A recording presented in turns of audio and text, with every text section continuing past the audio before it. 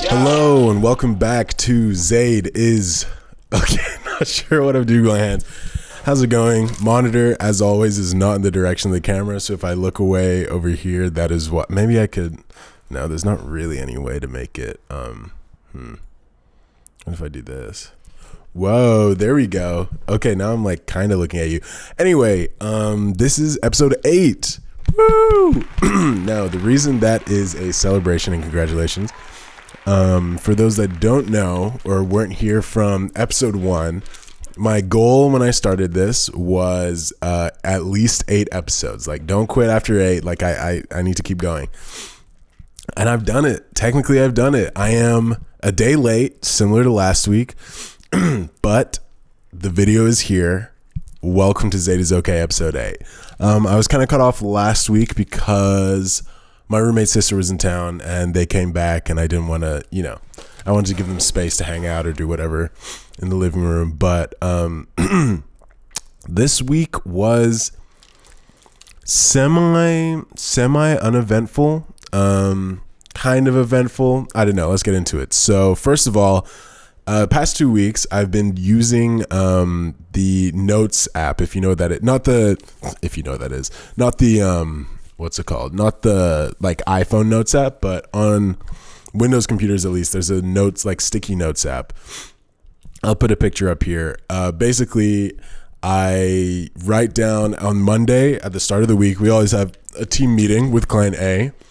And at the start of the week, I write down everything I want to get done by the end of the week, including non-work stuff. So for example, I had a meeting with a visa lawyer this week. So I'd put that down. Meeting with like a financial advisor, put that down. Like anything that or Costco, like anything that I need to do during the week, I put it down. And now every time I go on my computer, it just stays up there. Everything goes behind it automatically. It's always on my upper monitor. So I can always see what needs to be done with the date that I plan to get it done. First week, it was mainly a client B week. So I had to make sure I could get ahead of most of client B work. Is it fine that this is in front of my face? Like I keep feeling bad. Like it's like not the way to do it, but it kind of has to be here for you to hear me properly. Anyway, it was a week with client B. So this is like maybe this was longer ago. Anyway, I had to do that video that week.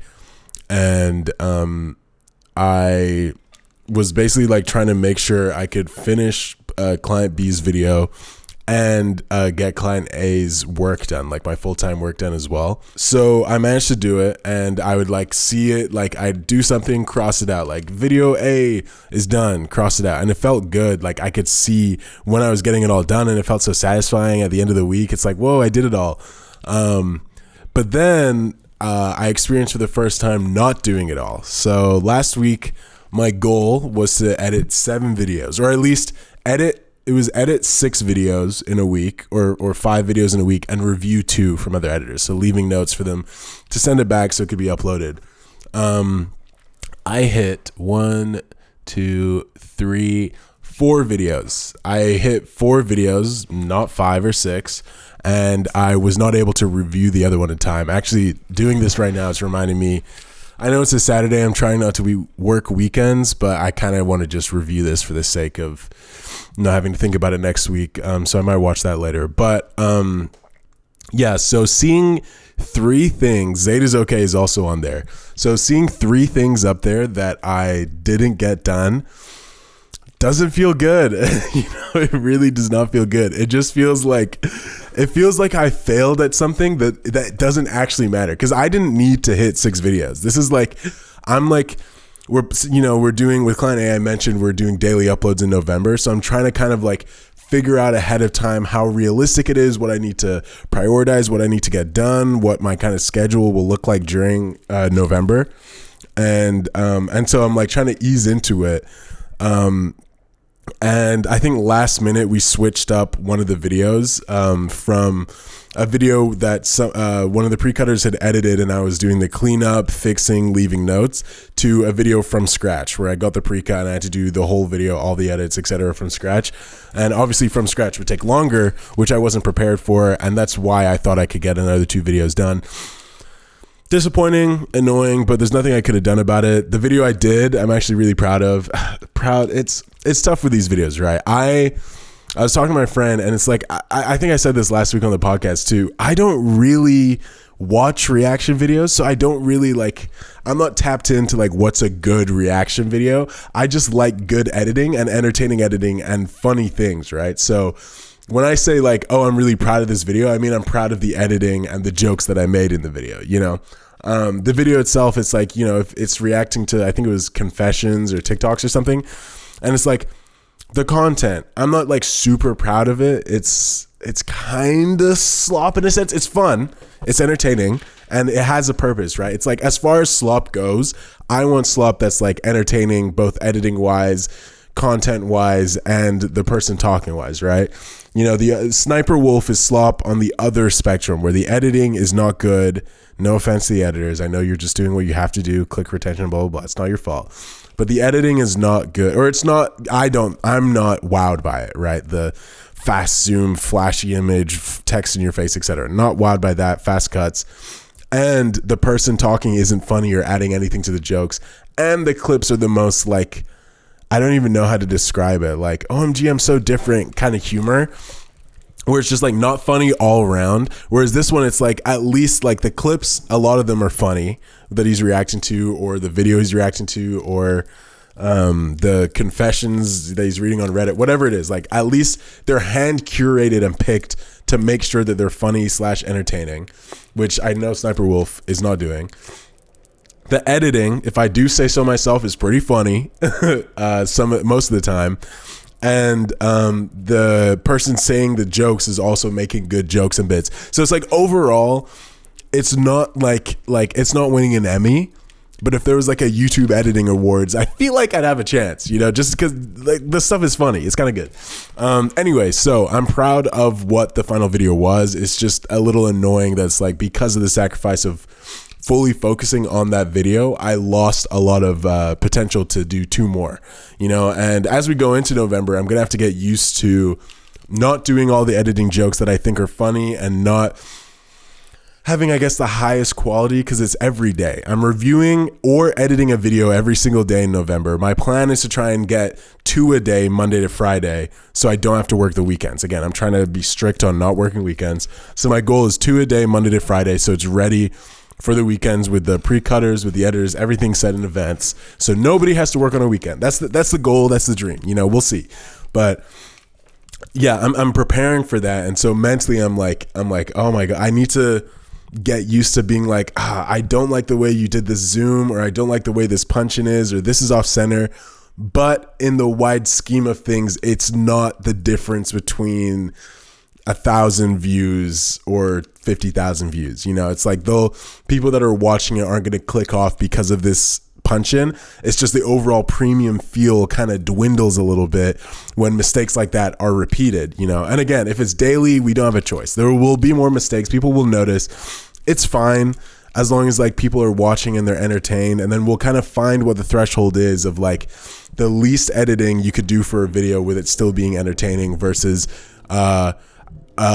skipping out on great jokes and good, a 3D edit potential, for example, because it would take 6 hours to render. We don't have that kind of time, So yeah, I'm trying to figure out the balance between that, and it was kind of annoying not hitting that goal and not doing Zeta's okay yesterday and all of this stuff. But it's nice seeing it, because I know next week when I add more and I clean it up, and it's cool, these 2 things I didn't do last week, they're added to the list, and I'll knock them out. I'll get them done. I'll get everything ready.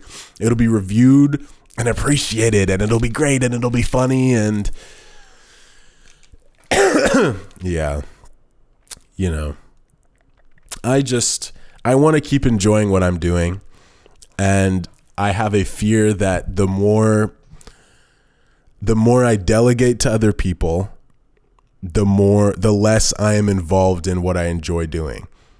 But since I edited that confessions video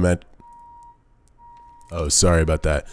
Since I edited that confessions video that I mentioned, that was fully me, it was pre-cut, but the pre-cut is just adding, I say it's helping me a lot. But the pre-cut is just cutting the video down and adding like the text of the confession. So all the edits, music, sound design, punch-ins, everything else is me. And every time I take a break from, you know, editing from other people's full videos and then I edit my own one, I remind myself, no, I am good at what I do. I enjoy what I do and I love doing these videos. And when I'm doing myself, it does take longer, but man, it's satisfying when like the jokes are mine, you know. It just feels so good. And I'm sure the other editors feel the same way. You know, the downside is a lot of people don't know that I have like, even though we do put it in the description, we haven't like advertised that other people are editing a lot of the videos or like helping with the editing for a lot of the videos. So like someone else would do an edit, like Mitch did a Foxy edit, and then I saw some comments that were like, Zaid, you're too good. And it's like I had some edits in there that were also just mine that weren't Mitch. And I'm like, it's hard, kind of like blurring lines of like, were they talking about this Five Nights at Freddy's edit or were they talking about this voice edit that I did? You know, it's kind of like, how much is Zaid, you're editing so good? How much is Mitch, you're editing so good? And the blurred line, but you know, Mitch can be proud of what he did. I can be proud of what I did. And I think overall that kind of like is what brings the team together, is that we're all trying to not outdo each other, but we're all trying to outdo ourselves and like be funnier and more impressive and add more to the video each time without taking away from the video, you know, or overdoing it in a sense. So yeah, you know, not hitting goals, it does suck. It really, really does suck, but you bounce back and it's about not being like, oh, I didn't hit my goals, so there's no point in me doing this anymore. Yo, you missed the gym, go again. You haven't been to the gym in a week, go today. You haven't been to the gym in a month, go today or tomorrow, I guess, depending on when you watch this. But like, don't let the fact that you haven't done something for a long time be a sign that you should never do it again. Because I know I fall into that trap. I fall into that trap all the time, but I'm telling you, it just takes one time getting back into it for you to remember why you started doing it, and then it gets a little easier. Like maybe you go once after a month and then you don't go again for another week, but then you go the next week and it's like, cool, you're slowly breaking the gap that you made yourself until there is no gap and you're back into the grind of going to the gym 4 times a week or waking up at 8 a.m. every day after one day you went to sleep at 2 a.m. and you tried to recover for a week. It's like, oh, there's no point in trying to recover anymore. Set the alarm, wake up at the alarm, try to get through the day. If you're tired by the end of the day, that's a good sign. You're going to get a great sleep and then you can wake up again the next day early. You know, it's like, don't give up on it because it doesn't work consistently. A lot of things don't work consistently. You know, you have to try to be consistent. That is important. You have to actively try to be consistent, but you're not always going to be consistent. And I think there's people put a lot of pressure on themselves for making mistakes or not being consistent one time and letting that dictate, okay, well, I'm just not built for this anymore. And by people, I mean me. So I completely understand wherever you're at, if it's an edit you want to do that you promise yourself you do every week and you missed a week. So now it's like, well, there's no point in me doing weekly edits. There is still a point. You can do the next one and then try and do it again the next week and then the week after that. I'm doing a diet. I had a cheat day and now I don't want to go back. That's cool. Take a break, try again. You know, like you can absolutely bounce back by all these things. You have to you are your actions and you have to actively force yourself to do some of these things sometimes. You know, no one's going to fault you that your grandma was in an accident and so you had to go to the hospital and you missed the gym that day and then you don't go to the gym for a few days. No one's going to be mad at you and you should not be mad at yourself. It's about picking up when you can and when you're able to by making yourself do it. If it's 1 week, 2 weeks, 3 months, whatever it is, like it's the fact that you get back at all that beats you stopping, you know? And speaking of which, I've been dieting. I'm starting to like forget what I talked about last episode, but I have been meal prepping for like 2 weeks. I've been a mix of reasons. My aunt called me fat when I was in Scotland. She was like, you're kind of big. And I was like, oh, big, like flexing my muscles. She's like, I didn't mean that big. And I was like, oh, so she's just calling me fat. That's cool. And that motivated me. You know, I was already kind of running and trying to lose weight, but I was like, you know what? Let me commit to the full shebang. I'm going to keep doing the cardio. I'm going to keep working out and I'm going to cut down my calories. Basically cut out red meat, except once a week, special occasions. For example, me and my girlfriend go to Costco every Friday, or we're trying to make it as consistent as every Friday, but generally every Friday we go to Costco, and Costco has a great $2 pizza. So good. It's incredible. Pepperoni pizza is so good. And they have a smoothie, and they have a double chunk chocolate cookie that are also incredible. So every Friday, if that is my cheat day, so to specify, right now I'm trying to hit no more than 2,800 calories a day, right? So I'm at a deficit. I used to eat 3,400 calories a day, for reference, when I was like playing football in college and I was working out and etc. Right? And then it kind of stayed that way, but American food is a lot more processed and often has a lot more sugar. So I think I was subtly gaining like face fat and like things like that were not like that. It was like, it didn't feel like I was eating more. Sorry, it didn't feel like I was eating more, but I definitely was eating more. And then I would just go days without eating, not days consistently, but like days where I eat like an apple, and then I'm locked into work, so I'm not thinking about anything else like food or whatever. So I finally like set up like a stricter meal plan. Speaking of which, I have to do that after this. So it's once a week. We go to the Costco and I meal prep after. This time I had a video due, so I wasn't able to meal prep. But I'm gonna meal prep after I finish this, where I get a Costco rotisserie chicken, $5, really cheap, good chicken. I guess you have to have a Costco membership, but Costco rotisserie chicken, I shred it up, so all the bone thrown away. I eat some of the skin while it's there, but you don't want to have skin. I learned the hard way. You don't want to have skin in your shredded mix when you marinate it. And then I shred it up, put it in a bowl. I stir fry a lot of vegetables. Like I try to do a 1-to-1 ratio chicken to vegetables. So it's frozen mixed vegetables, put some oil in there. And then I fry that up, add some pepper.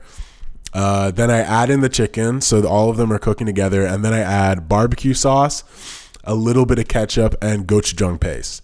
And also some honey sometimes. But I might cut out the honey this time because I think it was a little too sweet last time. Oh, yeah. So I might cut out the honey. But that's generally what I do. And I just mix that in a big pot. And then I split it up in little like Tupperware boxes. And then I eat that throughout the week. That's my lunch. And then I make chicken meatballs, chicken teriyaki meatballs, also from Costco. I think they're $9 for 60, or maybe it's $10 for 60. It's something around that. Max it is like $14 for 60 meatballs. So I fry all of those up, similar thing, put them in bowls, and then I eat that for my dinner with 4 fried eggs and more vegetables. And that's basically what I eat every day. And the difference in having it, because I'm realizing I just hate cooking so much, especially when I'm hungry. If I'm hungry, that's why I think I used to like try and like eat so much fast food, because I hate ordering. I refuse, especially in America where you have to like tip, tax, all that stuff is hidden underneath. I hate it. I can't stand it.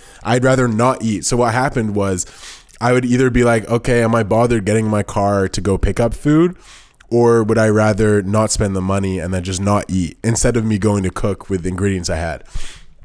And that was so unhealthy. And it was like, yeah, I'm either not eating or I'm spending way too much money to eat something that's not super healthy. And I kind of broke that cycle by having it. It feels like someone's cooking for me, and that someone is the past me. I just have to cook it once. I have wraps. So I'm basically eating them like fajitas, and I wrap up the chicken mix and I eat 2 to 3 of those wraps at lunch. I have my protein shakes and then an apple and peanut butter if I'm still hungry around like 3-ish, 4-ish. And then I have my dinner around 5/6, which is the meatballs with the eggs and the vegetables. And it's like, it just feels like I just go over, microwave, it's ready, cooked, I eat, and then I'm good. It's like whenever I'm like craving fast food and I'm like, no, eat it, and I forget that I had the craving because I've ordered. Like, it's clear I am just hungry, and I know an easy way to sustain that hunger is by like buying fast food, whatever. And it's just like, it feels so good to just not have to worry about that anymore, you know? So yeah, that's the diet update. It's been pretty consistent. I've still been doing the one cheat day, which has been Friday so far, but you know, date night is Tuesdays. So if we go to like a pasta place, then that would be my cheat day. And then I don't get the pizza cookie at Costco on Friday. And it's like, you know, just trying to be consistent like that. Small steps.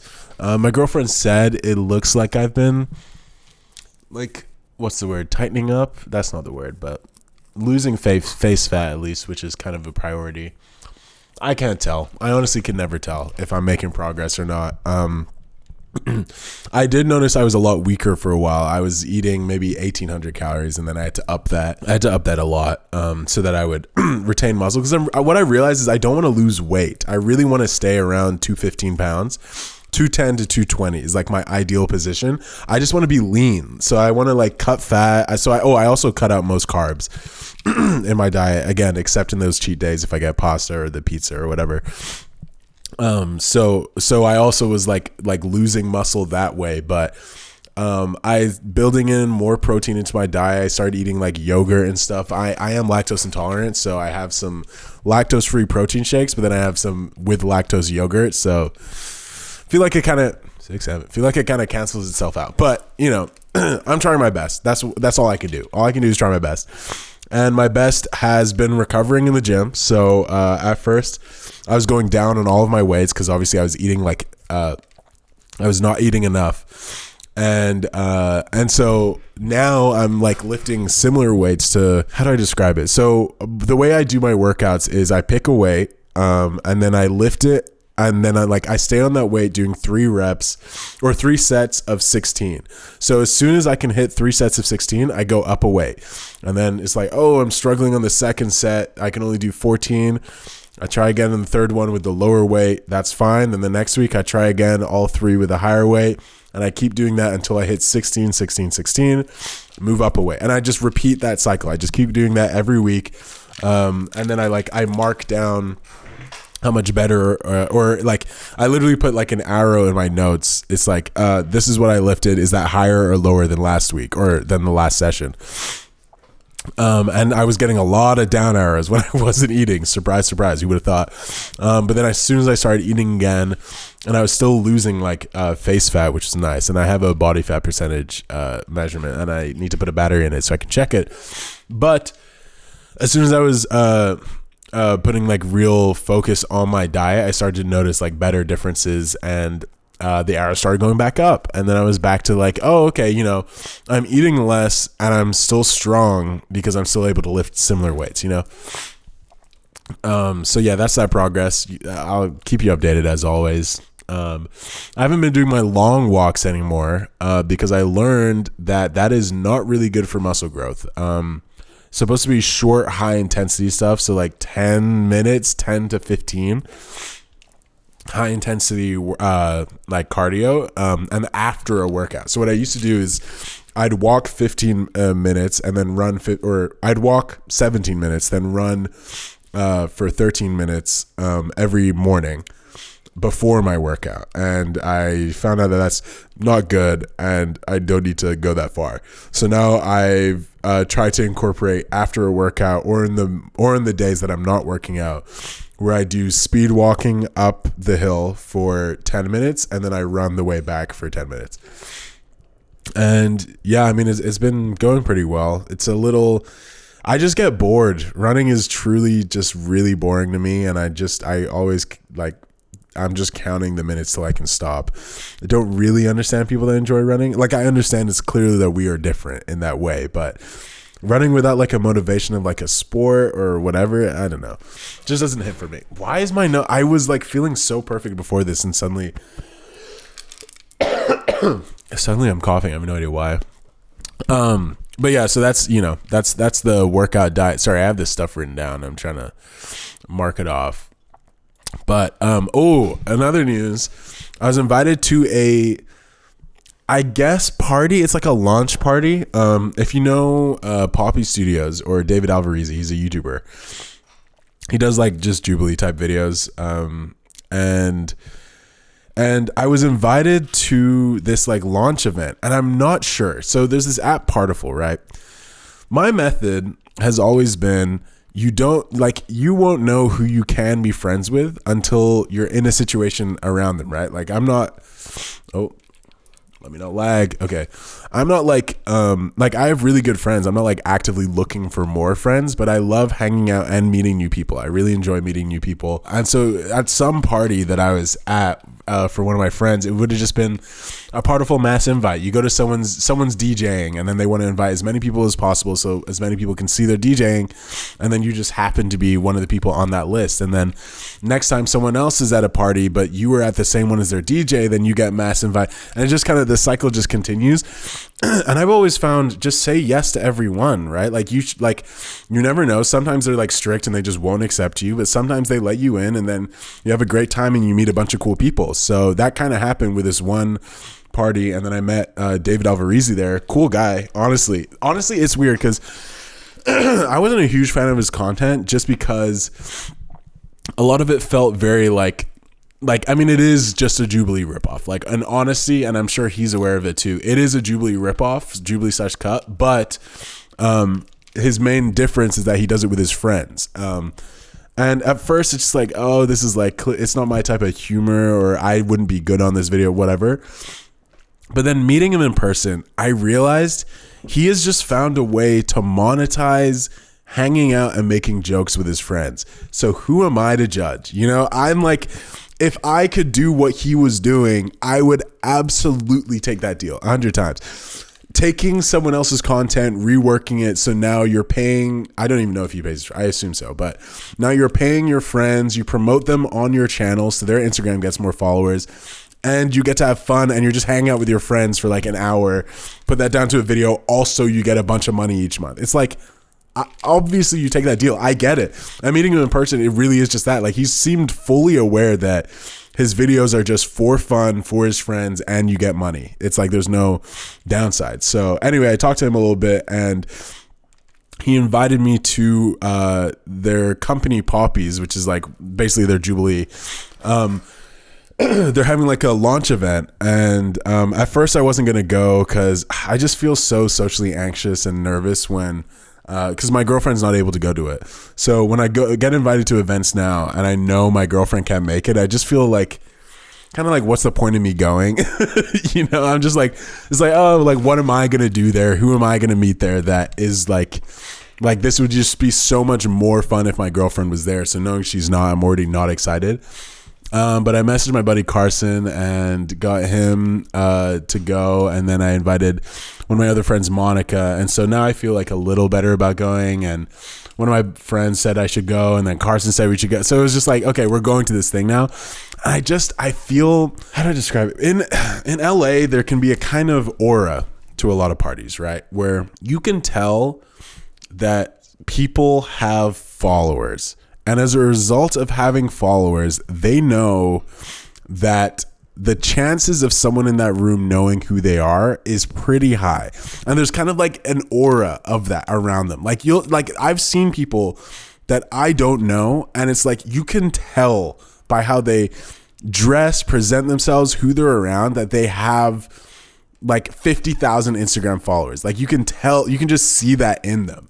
And it's just like, it just feels intimidating sometimes, you know. It feels like if I don't have something to add to their life, that I'm like what's the word? It feels like I'm like an inconvenience or like an annoyance, like you know, you'll go up to say to someone and be like, oh, that's a cool outfit, or like, how do you know, blah blah blah, or whatever it is. And some people respond with, oh, thanks, like this is cool, or like, what do you do, or you know, and there's a conversation, and sometimes like, oh, cool, bro. And again, you are completely entitled and fully within your right to not want to talk to a random person, right? Because you also don't know their intentions. If you have like 5 million subscribers that I don't know about and everyone keeps bugging you about it, this guy that comes up to you asking randomly about your outfit or whatever could come across as someone trying to sneak in. And I get it, right? I understand. I'm not famous, so I've never had the experience of someone, or like that I know of someone trying to talk to me because of my 10K followers on Instagram, right? No one's doing that, but I understand like being like more, I guess, aware. But that kind of aura just looms over the event. So it is fortunate. Like I went with Carson to one of my friend's birthday parties, and I actually had a really good time, and I met a bunch of new people, and that was really cool. But sometimes that aura just lingers, you know. It kind of makes you feel like you all are part of something that I'm not. And I need to convince you that I'm worth interacting with. I feel like that's the best way I could describe it. It's like, it feels like I need to convince the person I'm about to talk to that I'm worth talking to, or I'm worth their time or the sacrifice or the effort it would take to do small talk before a real conversation begins. And my biggest tip for things like this, right? It's hard because I do get very socially anxious with this stuff. And I just get like, I don't know, my girlfriend's the exact opposite. She can just talk to whoever, and in her head, it's just like, well, that either went well or didn't go well, and they don't like me. I guess we'll find out later, right? And obviously, there are times where it's like someone you want to impress or be on good terms with, and it can be disappointing. But she has this power to just be like, well, it's either now or never, and then just do it. Whereas I'm much more like, I don't know, like there was a channel, Nathan Zed, The Third Pew, that I used to watch. And I went to VidCon for the first time. And at a VidCon party, I saw him. And I knew in that moment that was going to be the last time I would ever see him, probably in person or at an event again. And I was brainstorming in my head, how do I say hi? How do I say, like, I enjoy your stuff? He was talking with a group, and it was too overwhelming. It was like, I don't know how, like I said before, how can I convince this person that I'm worth the interruption in their conversation, that I'm worth, I don't know, even just talking to them. And it just feels so intense. Like when it's someone that, like if I'm going to like a film event, right? And no, I don't feel a desire to impress anyone. I do video editing, and it's like they had someone edit their film. So like we already have the common ground, and it feels like less intimidating. But something about being an online personality where who you are as a person is your brand, and your and like how you make your money, it just feels so just like it feels just like that. It feels like, you know what? That's actually, I'm just thinking about it now. That's a great way that I see it. It's like if Apple was a person, it would be Steve Jobs or Tim Cook, right? So if I see Tim Cook in person, it doesn't feel like I'm talking to another person who is Tim Cook, who made Apple. It feels like I'm talking to Apple, right? So when I'm talking to The Third Pew, it feels like I'm trying to convince myself that I'm talking to The Third Pew and not Nathan. You know, it just feels like there's a big separation. And this is like partially my fault, right? Like a big part of, I mean, I feel like it's completely my fault. This is my anxiety speaking, right? There's like an inherent kind of like disconnect, especially when you see someone talking with their friends and you don't want to interrupt. And it's like, oh, do I find the time? Whatever, right? But, you know, I didn't talk to him, and I've never spoken to him since. And I also have an experience where I did want to talk to someone. There was this channel, I won't say who it is for the sake of whatever. They know who they are. But there was this channel animator that I used to watch all the time. I watched them in high school / college, and it was like, oh, this is funny. Like this black guy, like I relate to his jokes, blah, blah, blah. And I think it was the same VidCon, maybe the year after. And I'm friends with a lot of the animators, and my buddy Rush like knew that I was into that, like I love this guy's videos and that I would love to meet him. And he usually had like a party around VidCon time every year. So I was like, oh, like this is like, you know, like maybe even if I'm not going to that party, like it would be cool to meet him, like say how much like I love his stuff or whatever. And we're in a circle, and one of his friends is there, and Rush is there, and Rush is like, oh yeah, Zaid would love to like meet this guy, you know, like like he's been a fan of his, like would love to talk to him or say hi or whatever. And the guy's like, oh yeah, you don't want to do that. And I'm like, whoa, what's that about? And he's like, yeah, he doesn't really like Zaid. And I'm like, what? I've never met or spoken to this guy. And then he's like, yeah, so basically the rundown was he was doing he had job applications, right? He was looking for an editor, and I'm an editor, right? And I was like, oh, that's cool, like I already enjoy your videos, it'd be great to edit for someone whose videos that I watch and I enjoy. So I emailed him, but at the time I was in college and I was editing on the side, right? And so I emailed him sending my reel, and I basically was like, hey, like I love your videos, I'd love to work with you. Currently unavailable because I'm in college and focused on this other work, but during summer I should be way more free when I don't have schoolwork to focus on. I'd love to work with you then if that works out for you.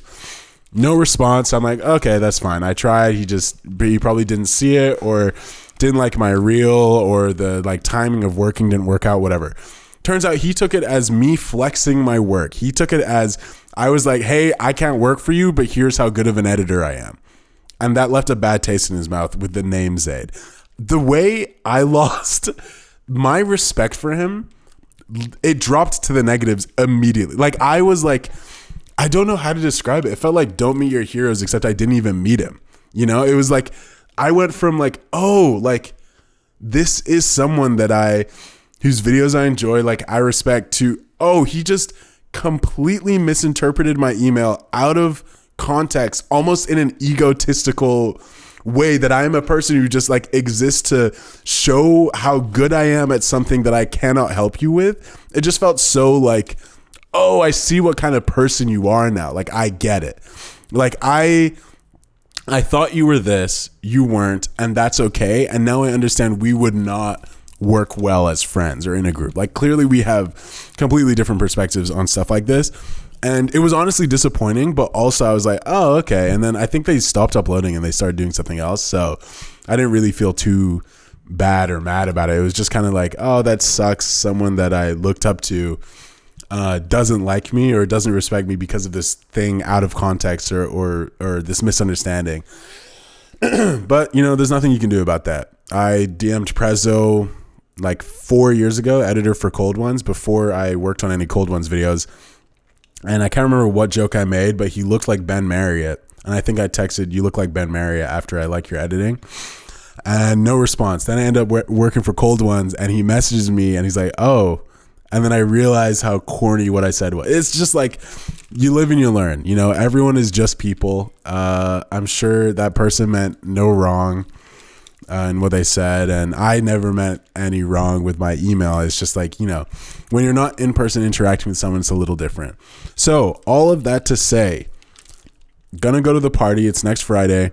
I'll tell you about it. I'm still a little nervous, but I'm excited. I haven't hung out with Monica in person for a while, and I haven't seen Carson really since I got back from Scotland. So, and we used to hang out like weekly. So I'm excited. I'm excited for that portion of it. At least I'm excited to hang out with my friends, and it happens to be at that place. I just hope it isn't, I don't know. Like I've edited videos for some of the people that are going to be there, and it's just like, it's a weird kind of, hey, I've edited for you. Oh, no way. Appreciate it. What was it? Oh, it was this video. Oh, cool. So I'm going to go. And it's like, yeah, I mean, what else could we talk about? The thing we have in common is the fact that I edited a project that you probably did not know I edited for. You just had this vague entity finish the video and then you got it and uploaded it. You know, I get it.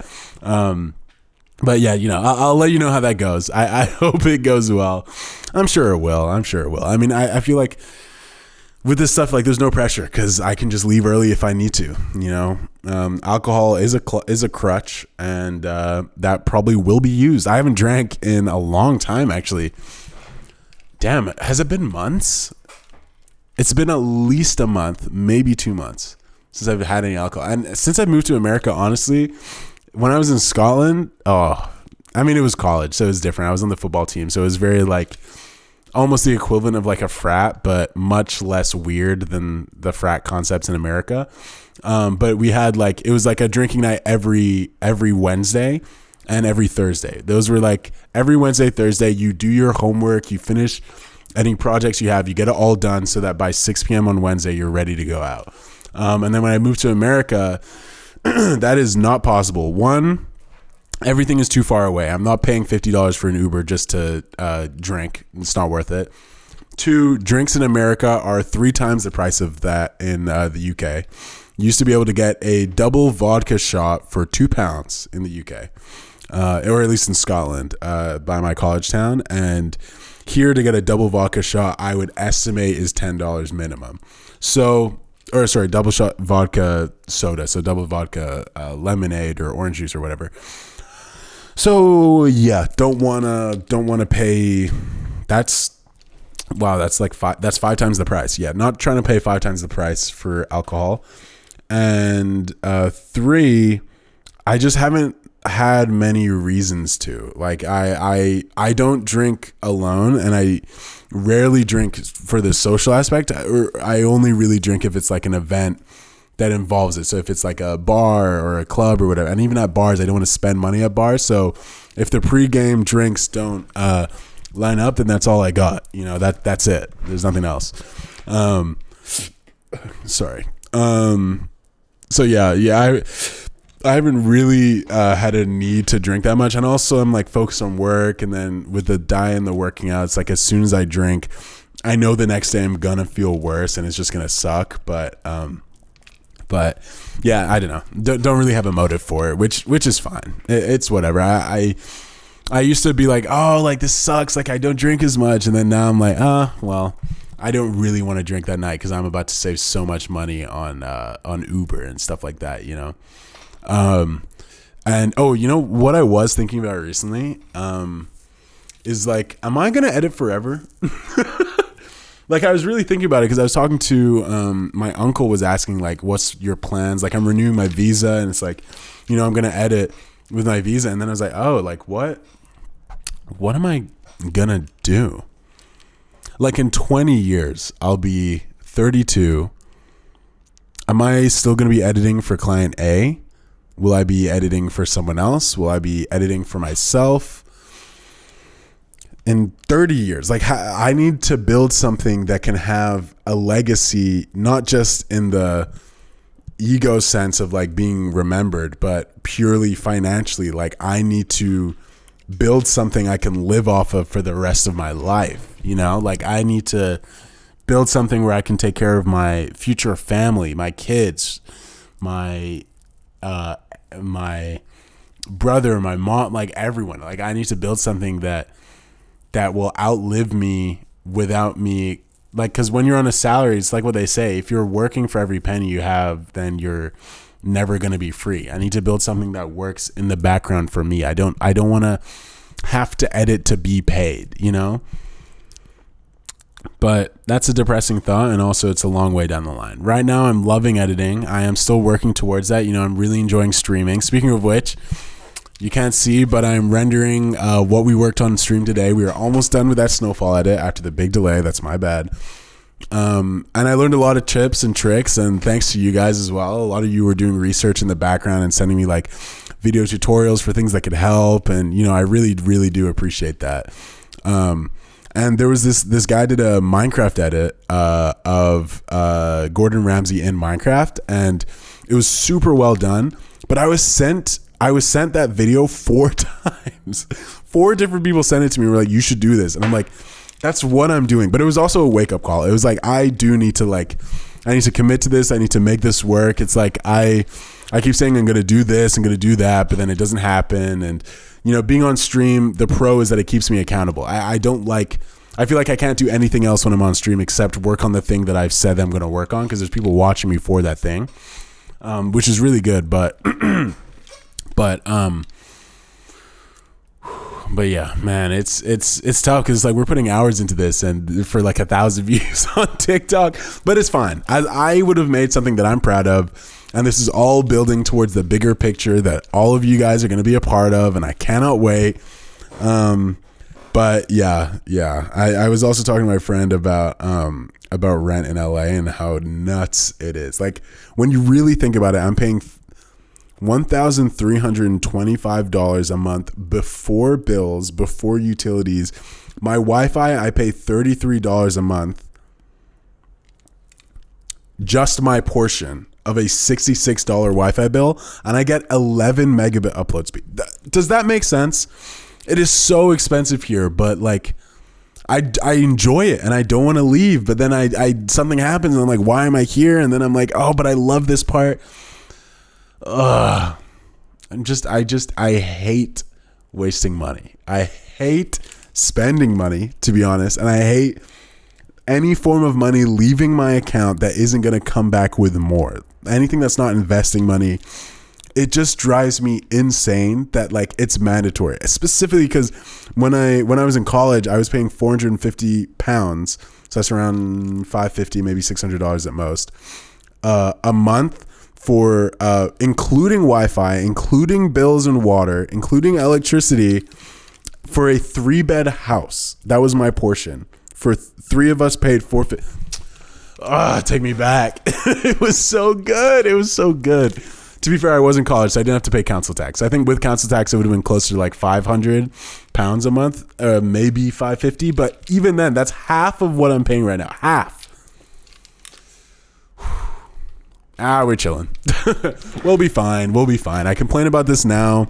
One day we will all be up. Everyone watching this, good things will happen to you. You will have a great week, if not great month, if not great year to come. You are going to be up. I'm going to be up. Everything's going to be great. We're all going to have a great time. We'll all be so happy. And I can't wait. I can't wait. Just the time before that, it can be a little stressful. It can be a little bit annoying. But on a lighter note, do you listen to music or anything when you edit, or do you have to focus? I think I might have answered this in the old version of Zayda's Okay before I was on camera, but I do not listen to music. If I'm using After Effects, I may watch a YouTube video or listen to music at the same time. Basically, I can't have multiple audios playing at the same time without it throwing me off. So like if client A is talking in a video, so that's usually while I'm in Premiere, then if I have music playing, it just distracts me from what he's saying and while I'm cutting. Unless it's classical music, just because it has no words to it. Something about that, like consistency, the tone, it's just like I can numb it out much faster, even though it's a little calming. But when I'm doing After Effects, since I don't do audio stuff in After Effects, like I'd more likely set markers for audio points or like key things that I need to like animate around. So yeah, I don't really have to like listen to music. But if I'm in After Effects, then I'll maybe play a YouTube video, like watch Blood in the Clock Tower, or something like that while I'm editing in After Effects, because it's just the After Effects is like, it's purely visual, so the background stuff is all just like, oh, that's cool, but I'm focused on this thing. Whereas with Premiere, I have to be able to hear what's happening for whatever I'm like editing or working on. So yeah, I hope that answers your question. And thank you for the question. Reminder, you can always submit any questions of any kind, editing related, work related, personal questions, anything at all, both in my Discord or in the link below for the Google form. Actually, speaking of which, I did have a Discord question I should probably talk about. Oh, damn, I didn't realize, but I mean, I kind of answered this. It was, hey, can you talk about the future of editing and if it can be a full-time job forever? I want to hear your opinion on this. I mean, I guess I kind of spoke about this before, but I think it can be a full-time job, but the results of that would be you're editing full-time for the rest of your life. I think you can. Like, I think in theory, I could edit for the next 50 years. It's just how sustainable is that, and will I be able to do anything else, you know? As long as you're good at what you do, you won't be replaced. Someone worse than you will always stand out as worse than you if they're trying to take your job or whatever. So I think you really can do this for life, whether it means like hopping between different clients, or it's editing for yourself in other media. And with AI, like there's a lot of like, oh, I'm scared, like I won't be valuable to do this and that. It's like, people will always, especially when they know this is AI and this isn't, people will always choose the non-AI one almost every single time.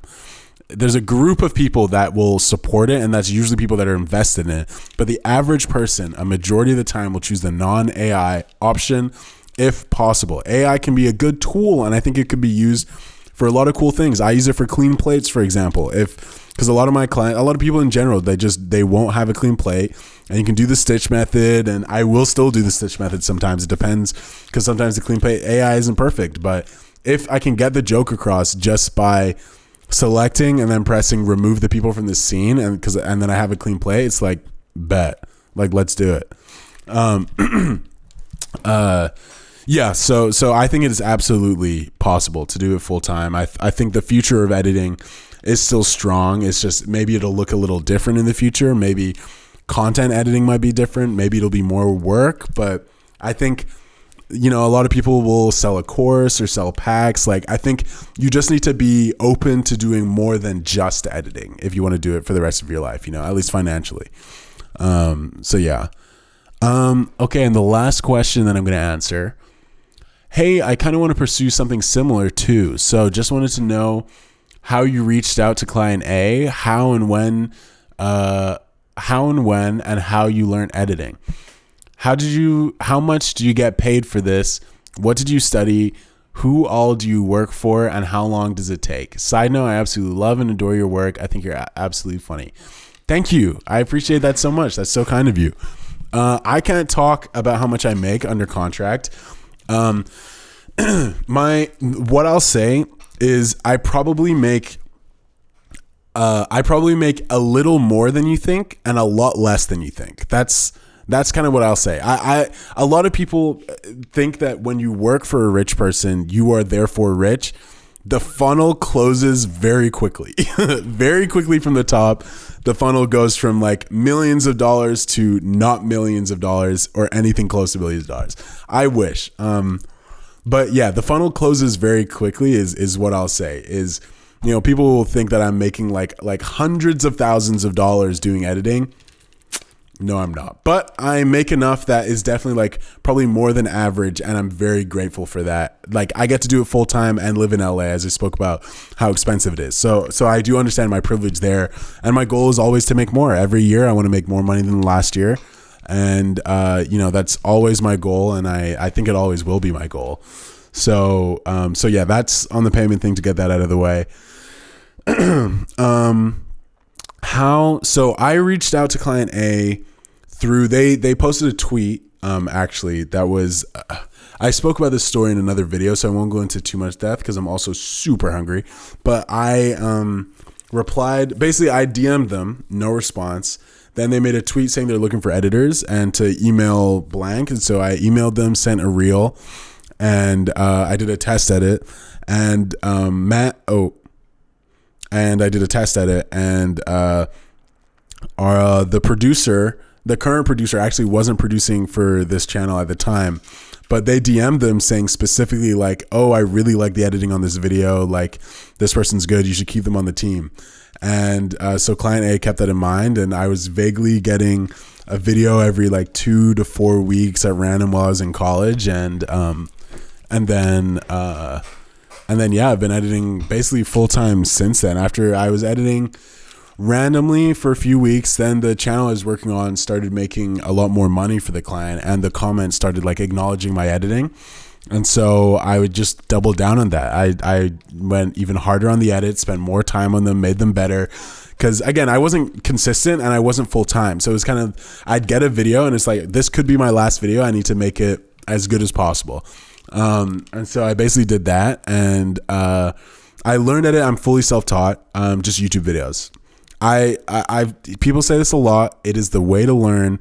Find something that you want to do. What are you learning the software for? Why are you learning After Effects? Why are you learning Premiere? Do you want to do music videos? Do you want to do transitions? Are you trying to figure out explosions, subtitles, compositing, whatever it is? Find tutorials on the thing you want to do, not a how to learn Premiere all in one, or how to learn Blender all in one, or whatever, how to learn After. Find like, oh, you want to learn explosions? How to do explosions in After Effects. You will find so many tutorials on specific things that will teach you way more than an all-in-one 3-hour rundown of After Effects. You can't consume all of that knowledge in one. It's just not possible.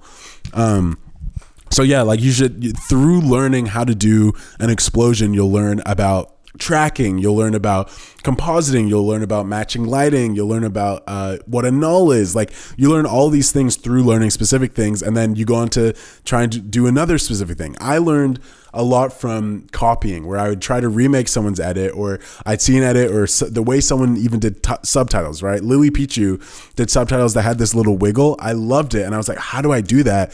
And I did my research. I did a lot of experimenting, and that's how I learned how to do that stuff. So it is very possible, and you can absolutely learn without doing like an all-in-one tutorial or paying for courses. YouTube is free, has so many free access to so much free stuff that you gotta use it. You gotta use it. Like make the most of what you can. It's so good. How long does it take? When I started, each video would probably take 10 to 20 hours. It depends, because sometimes I would use 3D stuff. Sometimes I would use a lot of VFX, like depending. Some videos, 8 hours. It's like a quick cut down, really easy reaction, blah, blah, blah. Now I would say it's closer to maybe 4 hours for a reaction video, maybe 5 to 6 hours, maybe 7 hours for each non-reaction video. So like if it's reacting to a Reddit or it's text and stuff like that. It really depends because I have pre-cutters with just a pre-cut, maybe like still 8 hours because the videos are longer. If it's an edited video, probably 2 to 5 hours depending. And then sometimes I can just leave notes, which would probably take around an hour to 2 hours depending on the video, because I have to be detailed about the notes to make sure they're done right. Because if they're done wrong and it's uploaded, that's my fault. No one else's fault. That's my fault. And yeah, I think that answers that. And I appreciate that you think I'm funny. I've been really enjoying some editing bits I've been doing recently. So I'm very grateful for that. I am like on the verge of passing out with hunger. But this week, I'd say 6.5. It was all right. It wasn't super fun. Wasn't super exciting. But I wasn't as stressed as a Client B week. Thank you very much for watching. I will see you next week. Have a good one. This is Zayda's okay. I'm doing pretty good.